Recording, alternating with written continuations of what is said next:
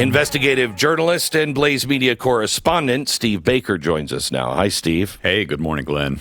Weren't you supposed to be in jail by now? Yeah, that was where I'd planned to spend the first quarter of this year or so. But the FBI, the last we spoke to you, the FBI had just notified, I think, your attorney that they were going to come pick you up for crimes unknown yet. They haven't told you why they are going to arrest you, but they said they would be doing it in January, did they not? Yeah, crimes against humanity. That's what I'm calling it right now myself. Okay, but but it's one of those things yet again where the DOJ has left me hanging. The first time after their first threat, they left me alone for 20 months, and then they showed up again with a grand jury subpoena. Then they left me alone for 5 months. And then they showed up again here just before Christmas, and we backed them off, I think, with the media offensive that we did, a response. And then they talked to my attorney just before New Year's and said that my self-surrender would be required sometime in mid-January. They'd give me 7-10 days notice of that. And then they went silent again, and so we haven't heard from them. Here we are mid-February, and we know nothing. I mean, just so people understand what the government is doing to people, and it's not just Steve, it's happening all over with regular people. Mm-hmm. The DOJ is screwing with people's lives and, quite honestly, their sanity. Imagine you're being told by the FBI with an unlimited amount of money to convict or to harass or to build a case against you. You have to think, oh my gosh, at any time I may be going to jail. I may have to be fighting this, and none of this is true.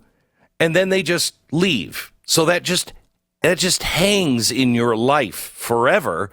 Yeah. And then they call back just as you're getting comfortable. I guess they forgot about me. They call back. It's honestly like a cancer center calling you and saying, hey, we have your results and it looks like you have cancer. We'll let you know next week. And then you don't hear from them, and you can't get them on the phone. Right. Do I have cancer or not? It's really cruel, really cruel. All right, so Steve, you have brought us footage now. This is never before seen. You released it earlier this week on Blaze Media. And it is footage of the January 6th pipe bomb and I would say the elimination of it, but we don't actually see that. Set this clip up, will you? Yeah, the first clip that we have that we released 2 days ago was the actual and most important cameras that were used in the investigation scene. We're talking about a camera that had been in a fixed position. We were able to go on the CCTV camera viewing room and go back as far back as December 28th of 2020 and look. And we see that one camera number is called number 3173 had not moved for at least 8 days prior to January 6th. And then the bomb was called in by the Capitol Police plainclothes officer. You remember we reported that here about 3 weeks ago. And then when that officer made that report, and then we saw the very lackadaisical response by the Secret Service. Letting kids walk by the pipe bomb, within feet of the pipe bomb.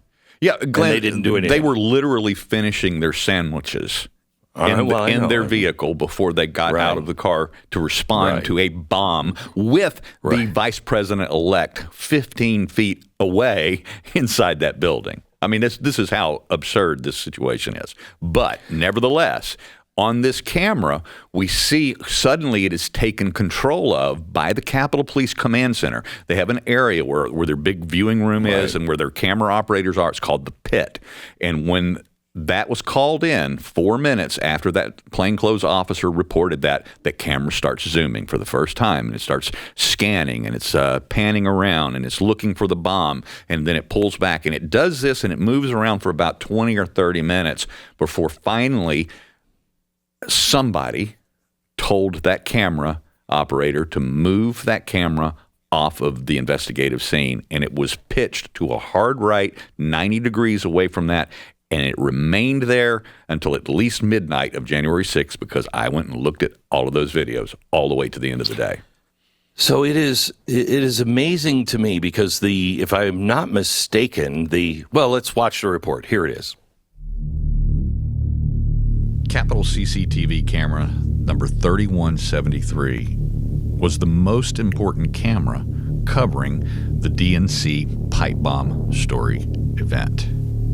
You've probably already seen Thomas Massey's release of the video in which it appears that a Capitol Police plainclothes officer has discovered the bomb and has alerted the Secret Service and the Metro Police officers that were on the scene. You've probably also already seen the bomb-sniffing dog, and you may have already also seen the arrival of then Vice President-elect Kamala Harris's motorcade. What you haven't seen is, what somebody in the Capitol Police Command Center didn't want us to see. And that's the actual investigation of the bomb scene. What we're going to show you now is how they hid that from us. What we were able to access from the Capitol CCTV viewing room is how long that camera, number 3173, had remained in that fixed position. We were able to go back as far as December 28th of 2020, just 8 days or so before the events of January 6th. And from that review, we could see that the camera's positioning was in that fixed position for days, weeks, months. But ultimately, it was only just these very few minutes after the bomb's discovery that camera began to move. The camera then began to move, pan, zoom in, looking for the bomb itself. The one thing that we know for sure is that camera 3173 was the most crucial of all the cameras. It had the closest and the clearest view of what law enforcement's response, what their investigation, and ultimately the destruction and detonation, or the attempted detonation of the bomb would be by the bomb squad robot. But inexplicably, and I'm getting tired of using that word every single time we do one of these investigations, but that seems to be the key word when it's related to January 6th, is that at approximately 1:40 p.m., camera number 3173 was remotely directed away from the scene at about a 90-degree angle, and then it remained in this newly fixed position away from the investigation for the rest of the day, or at least until midnight on January 6th. Now, it might be assumed that this was an error, an accident, an oversight. Maybe somebody bumped the joystick on camera number 3173, until we then review camera number 8020. As we are seeing the robot deployed down the street, headed towards the bomb, someone, again, directs camera 8020 away from the investigation scene and then affixes it once again, it seems like at a hard right 90-degree angle away from the investigation once again. It's incredible. It's Why would they incredible. turn those cameras away from the investigative scene? Who ordered those cameras to be turned away? What were we not allowed to see? All right, so Steve, give us some updates on what else we have found. I know I read today that there were bomb-sniffing dogs in the area, and they gave no indication. And I know, because I've had a bomb-sniffing dog before, they are relentless, and they would have found it had it had any explosives in it, don't you think? I would think so, especially as haphazardly as this particular device was, put together. And and this is even more important, Glenn. This is really the latest and most developing part of this story. Is we did in fact acquire the images of the destruction of this bomb by the bomb robot. In fact, we now have it up. It's up on YouTube right now, so it's about to be distributed across all the Blaze platforms today. Wow. It is now up. But this is the story behind that, is that as late as 9 o'clock on Wednesday night, when I was supposed to have these videos in my Dropbox from Congress, I received a call from a senior congressional aide who said, sorry, we cannot give you these scenes and these images. Why? We are being told that the technology is classified and it's sensitive in what was used to destroy the pipe bomb at the DNC headquarters.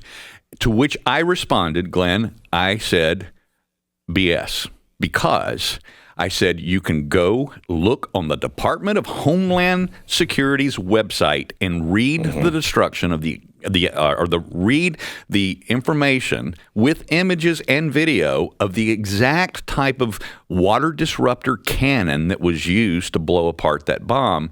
And it's available freely to the public. As a matter of fact, you can buy this system yourself online, and the patent holder has given it away for free. Anybody can use it. And yet they were the powers that be were telling me we could not have it. Actually, they were lying to the Congress members and telling them that they couldn't give it to me and then what ended up happening, and thank goodness you had him on here a week or so ago, but Representative Barry Loudermilk intervened. And we want to look, him and his staff have been just absolutely invaluable to our investigations and our research. But they intervened, and by 7 o'clock yesterday morning, we had the video. And that's available right now. It'll be on Blaze TV.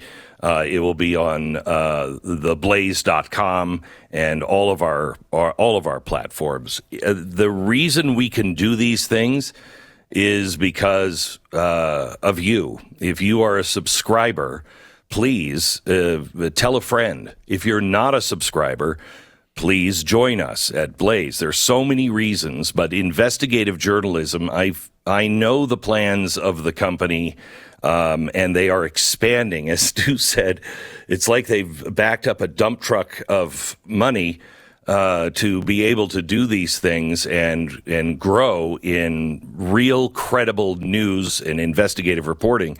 But we really need you to subscribe to help support that. And you can do that by going to blazetv.com/Glenn. Use the promo code free speech and get $30 off your annual subscription. So you get a monthly access to the premium articles and, the opinions and things like what Steve is doing.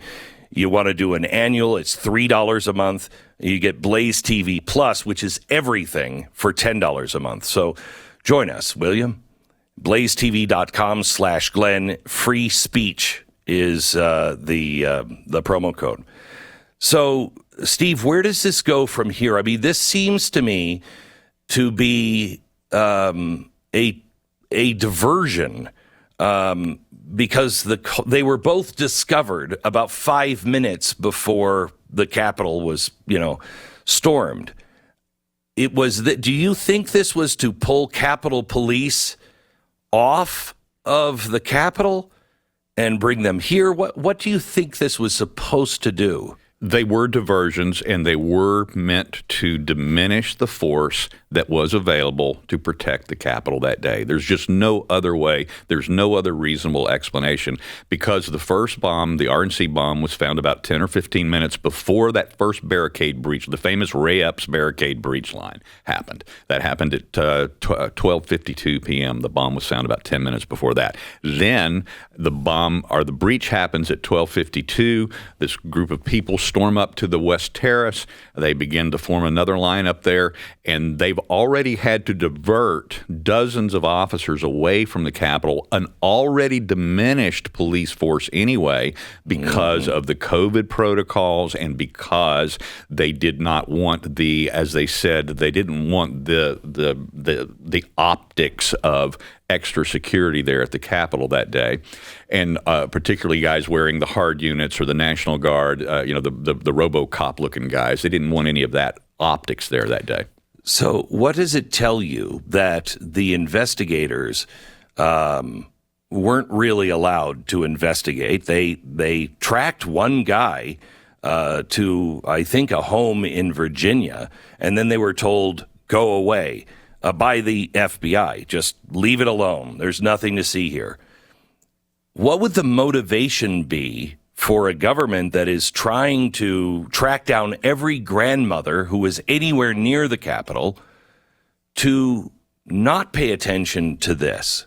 Why would they issue a $500,000 reward for information leading to the arrest of this bomber, and then take the extra step of hiding all of the evidence from us. I told them when they did it, I said, just make it $5 million. You're not planning on giving it away anyway. You know, it's just so clear, you know, that there may have been, you know, bad guys, you know, that were Trump supporters or not Trump supporters. But there was this group of people, and all of the real leaders, the ones who, like Ray Epps, were causing people to go in and encouraging them to go in. You've got the guy on the tower, the scaffolding that they can't find. They've got the 2 pipe bomb people. You can't find them. It just screams setup. Almost to a man, every single Capitol Police officer, retired, who left the job, who are still active with the force, they all believe that they were set up that day. The only ones who won't admit that are the existing leadership, but that's another story, and we're working on that as well. Steve, thank you so much. I hope you stay out of jail. Know that we're with you. Steve Baker, investigative journalist, Blaze Media correspondent. You can find his work at blaze.com, theblaze.com, or on Blaze TV. More footage, as he just said, exclusive, now being released by Blaze Media.